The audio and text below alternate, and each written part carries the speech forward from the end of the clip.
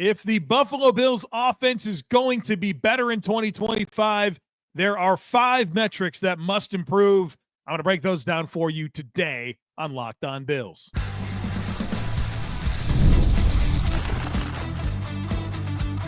You are Locked On Bills, your daily Buffalo Bills podcast. Part of the Locked On Podcast Network, your team every day.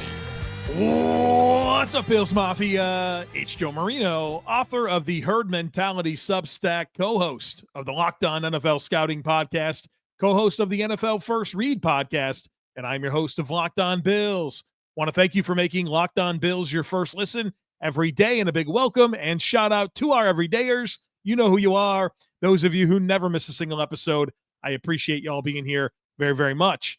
I'd also like to invite you to subscribe or follow for free on YouTube or wherever you listen to podcasts. We're part of the Locked On Podcast Network, your team every day.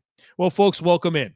On the Monday episode, I went through and I identified several offensive metrics that I believe need to improve for the Bills' offense to improve.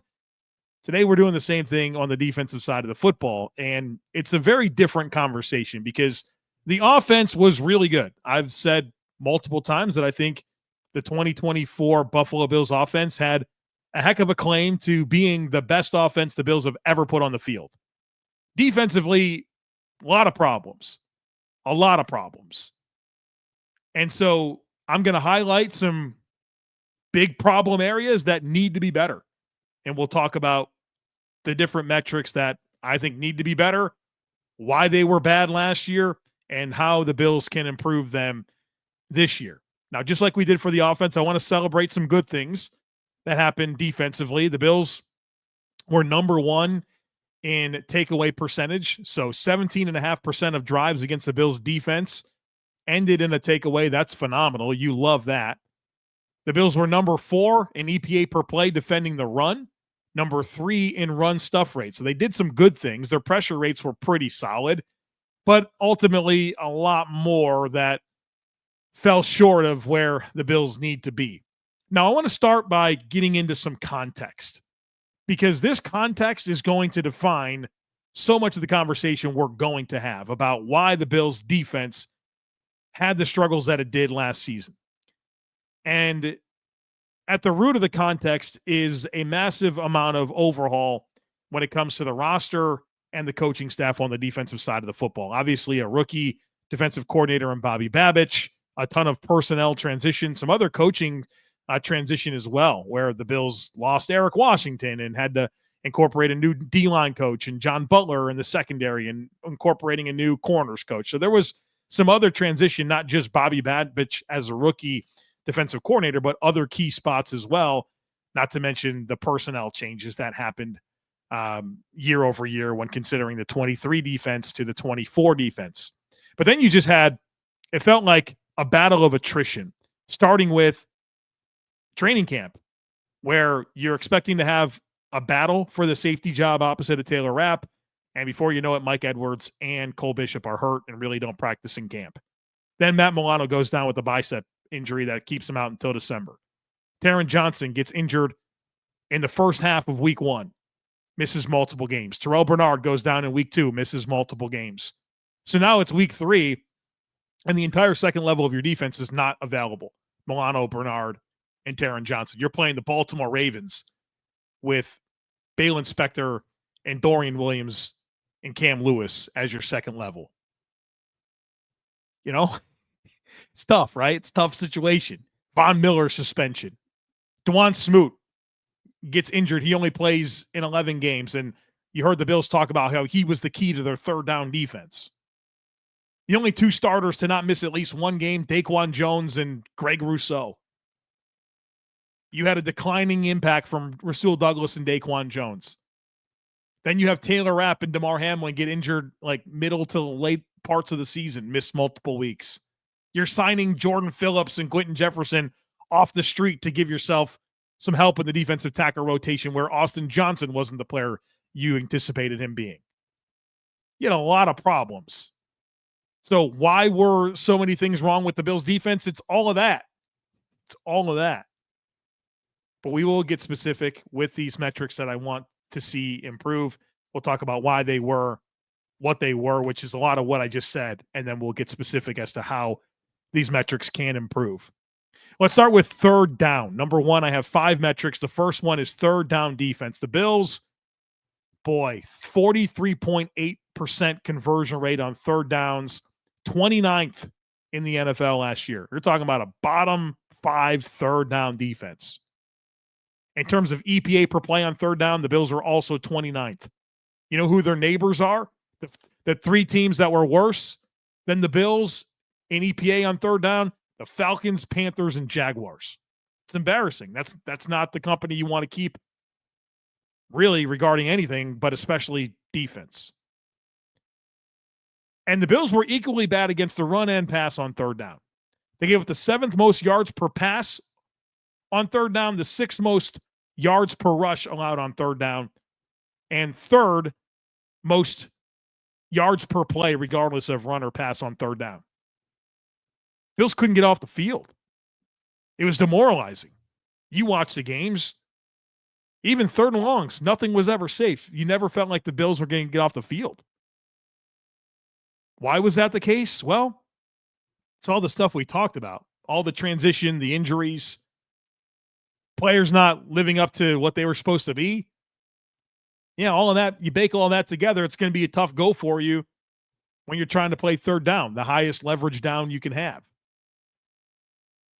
And it's disappointing because the Bills played really good offense. If the defense could have complemented the offense, boy, who knows what that team would have accomplished last year. But all the transition, the lack of performance, the injuries, working in different players seemingly every week that suddenly have to play meaningful roles that they never had to. Guys like Jamarcus Ingram out of nowhere having to play a big role. Balin Spector, Dwayne Carter, here you are. Welcome to the NFL. You got to start games early in the season. It's a tough go. It's a tough go. And so how can this improve? I think it's as simple as this. Better players, better coaches, better execution.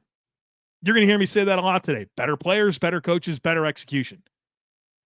These are holistic problems. It's not one thing you could say, you know what, that one thing was the problem. It's all of it. You didn't play well enough. You didn't coach well enough. You didn't execute well enough. And the Bills obviously had a very concentrated offseason to help with this.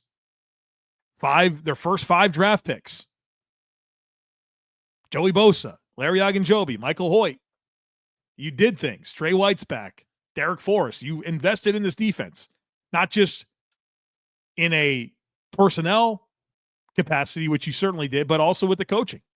Talked about the additions of Ryan Nielsen, Jason Raprovich, Mike Pellegrino. Those are big-time coaching additions. I'm not going to say anything today on this podcast that Brandon Beane and Sean McDermott aren't keenly aware of, but ultimately they had a lot of shortcomings on defense. We talked about the context as the reason why. How do you get better? Better players, better coaching, better execution. And they position themselves to be able to do that in 2025. So we start this conversation with third down defense, and we got a ton to get into the rest of the way. We'll focus in on the pass defense here on the other side of it. So folks, be sure to stick with me. You ever check your bank account and wonder, where did all my money go? Between dining out, online shopping, and entertainment, it's easy to lose track. That's where Monarch Money comes in, your personal CFO, giving you full visibility and control over your finances. Monarch Money isn't just another budgeting app. It's a complete financial command center. You can track all your accounts, investments, and spending in one place, so you stop just managing your money and you can start building wealth. The insights, folks, they are surprising. When I first started using Monarch, I realized just how much I was spending on food delivery. Now I budget smarter and I save more. Plus, it's super convenient. Instead of juggling multiple apps, you can just use Monarch to check your finances, track spending, and even plan your long-term goals. And it's easy to collaborate. Managing money with your partner is smoother than ever. You can track shared and personal accounts, set goals, and stay on the same page without the stress. So take control of your finances with Monarch Money. Use code LOCKEDONNFL at monarchmoney.com for 50% off your first year. That's monarchmoney.com, code LOCKEDONNFL for half off your first year. All right, folks, welcome back.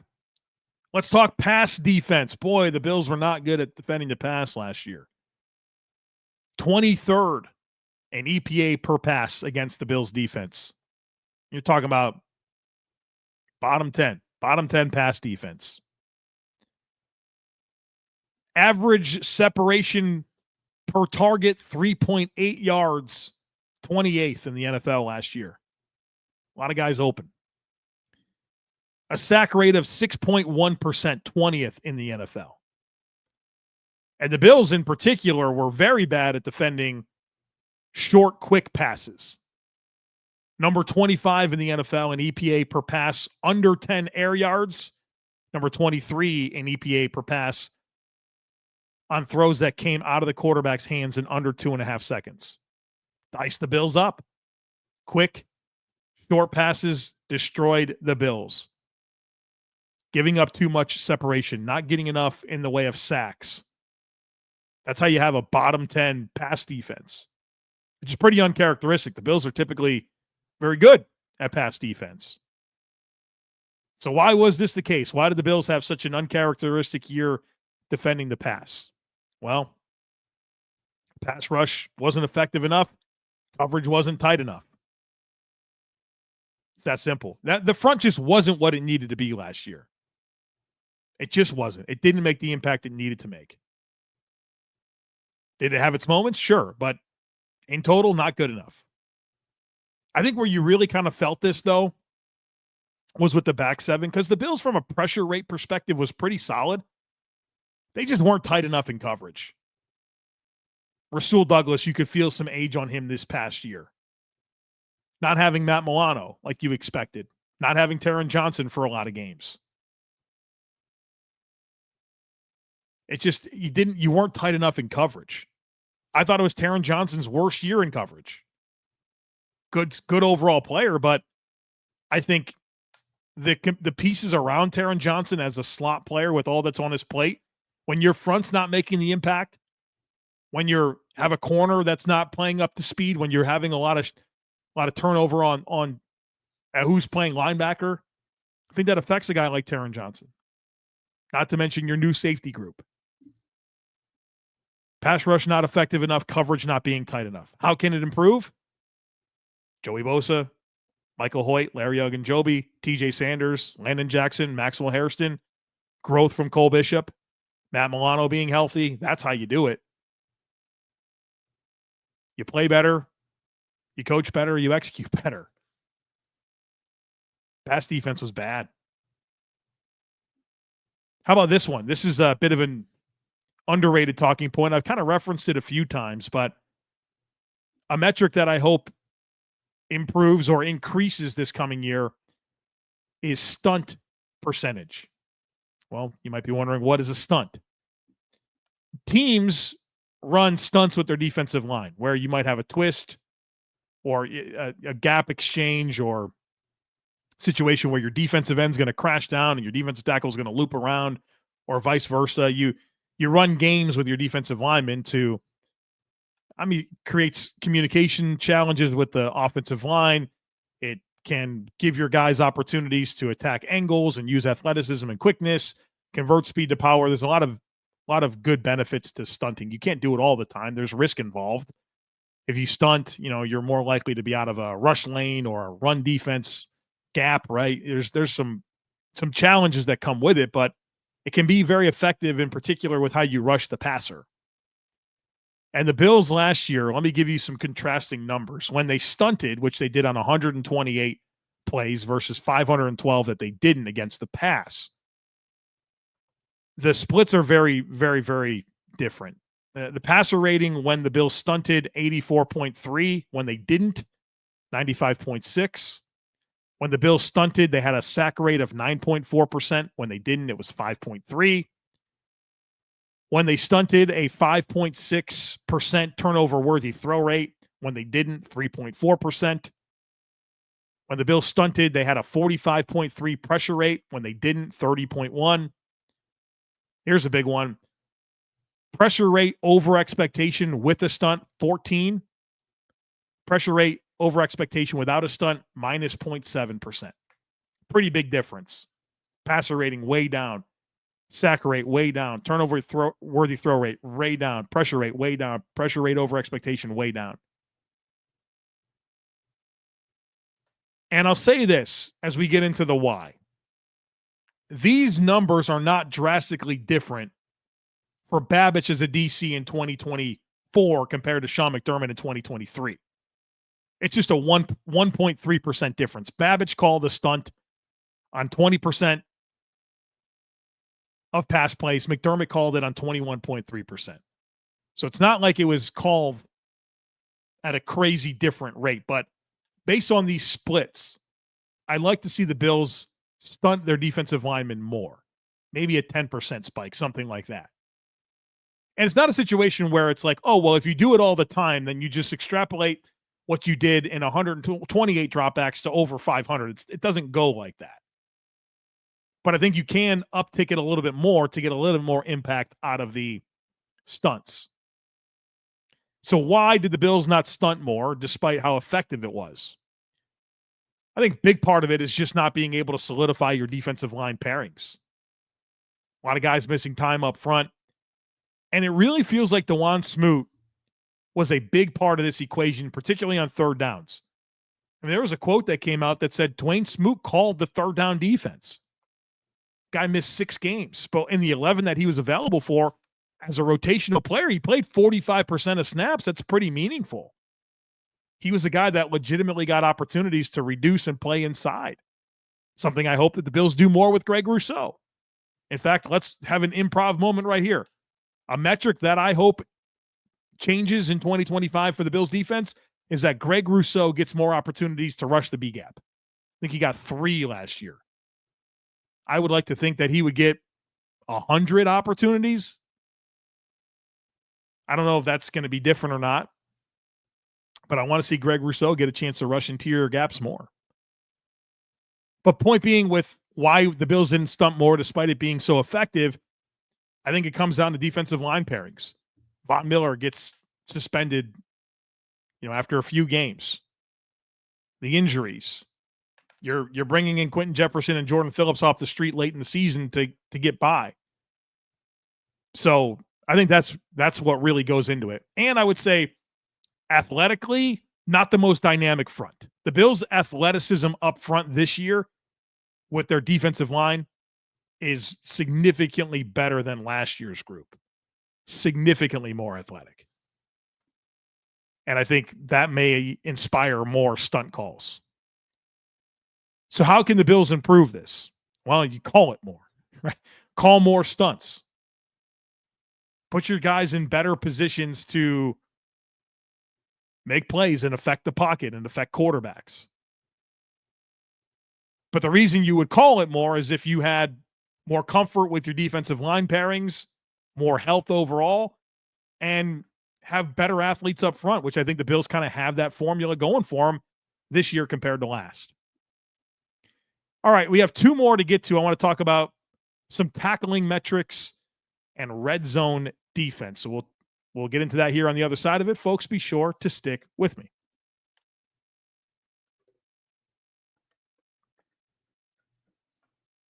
Welcome back. We have 2 more metrics that I want to get into. We've already discussed third down defense, pass defense, stunt percentage. Next up, I want to talk about tackling against the run. Now, I've talked a lot about tackling on this podcast and how the Bills have not been a good overall tackling defense. I do think this past year's defense was probably the best tackling defense yet under Sean McDermott. However, tackling against the run in particular reveals some pretty poor metrics. Let me tell you what these are, because these are the metrics that I want to improve. The Bills allowed 0.17 missed tackles forced per attempt. That's 26 in the NFL. That's a lot. You want to be low on that. The Bills also conceded 2.21 yards after contact per attempt, 20th in the NFL. So you can see missed tackles, yards after contact. The Bills gave up too much of that in 2024. So why is that the case? Well, the front was not very effective, or as effective as they needed to be. A lot of transitional parts at linebacker. Like I said, Bale Inspector starting multiple games. Terrell Bernard missing time. Dorian Williams playing a good bit. Then you bring back Matt Milano late. So your front just not stable enough. It's also a bit of a consequence of the Bills' style of defense. They're an up-the-field penetration style defense, and I think that's generally going to make your missed tackle rates a little higher. So it is a consequence of the structure of defense the Bills play, particularly against the run. But some of these numbers are crazy. Let me give you some missed tackle rates. Matt Milano, 32%. He's never been a great tackler, but 32% obviously is a ton. Daquan Jones, 24%. Greg Rousseau, 21% missed tackle rate. Cole Bishop, 20%. Ed Oliver, 20%. Von Miller, 18%. Those are all D linemen and linebackers. Those guys got to get these ball carriers down when they get an opportunity. Here's the list of players on the Bills defense that were 10% or better with missed tackle rate. And I kind of look at 10% as like, hey, if you were 10% or lower, that's a good missed tackle rate. Taron Johnson right at 10%. Rasul Douglas, 6.3%. Taylor Rapp, 3.7%. Christian Benford, 3.3%. What do you notice about all of those players I just said? They're all DBs. Taron's a slot. Taylor Rapp, a safety. Douglas and Benford, your outside corners. DeMar Hamlin, not far off. He was 11%. So basically, your starting secondary, that was your best tacklers. You need your front seven guys to be better tacklers, especially all these defensive linemen missing tons of tackles. So tackle better. Got a chance to make a play, make the freaking play. How can this improve? Well, I think better play up front will lead to better tackling. Missed tackles in the NFL are less about technique, right? And they're more about angles and positioning. Like if you take a good angle and you position yourself square to the ball carrier, you're probably going to get them down. It's not really guys that don't know how to like wrap up and run their feet and aim low. Like it's the National Football League. This is pro football. It's highest level. You don't see that much. The reason that missed tackles happen is because of traffic that they have to deal with, which impacts angles and body positioning. If your front is more secure with how they play, you're going to be in better positions to make tackles and therefore finish with more consistency. So better play up front will lead to better tackling. So that's the why and how it can improve. The last metric that I want to get into is red zone defense. The Bills were right in the middle of the pack, 16th in red zone defense. Gave up a touchdown, 57.4% of red zone trips. So not terrible. But if you're going to embrace a style of defense that is rooted in, hey, there's going to be some concessions that we make, but we don't think you're going to be able to stack 10, 11, 12 plays or more together to score a touchdown against us. And when we need to tighten the screws in the red zone, we will do it. You don't want to be middle of the pack with red zone defense with that type of philosophy. You want to be top 10 or better. I think that's a reasonable expectation for me based on the choices of style of play that the Bills have on defense. So they weren't terrible at red zone defense, but certainly not great. They were very mediocre. So why was the Bills' red zone defense only average? Well, in the red zone, everything happens a little bit quicker. So I think all the problems that we talk about intensify because everything speeds up. You got to play even faster in the red zone. It's a tighter area of the field. So I think that would be why. How can it improve? It's the classic line that I have for you today. Better coaching, better players, better execution. That's what the Bills did. They positioned themselves, all of these flaws. I didn't say anything that anyone at One Bills Drive is not aware of. You could tell with the moves they made this offseason. So they're positioned for all of this to be way better, and it should be. This is a year where my expectations for this Bills defense are pretty high based on the investments, based on, there's no transitional stuff to talk about in terms of guys leaving. You've added coaching talent. Like, you have the stuff. Am I promising a top 5 defense? No, but can they be like above average? Can this be a near top 10 defense as opposed to one that's bottom tier in red zone, or third down, bottom tier in pass coverage? I think that's a reasonable expectation where the Bills could be at least above average based on the investments they have and the coaching talent that's been added.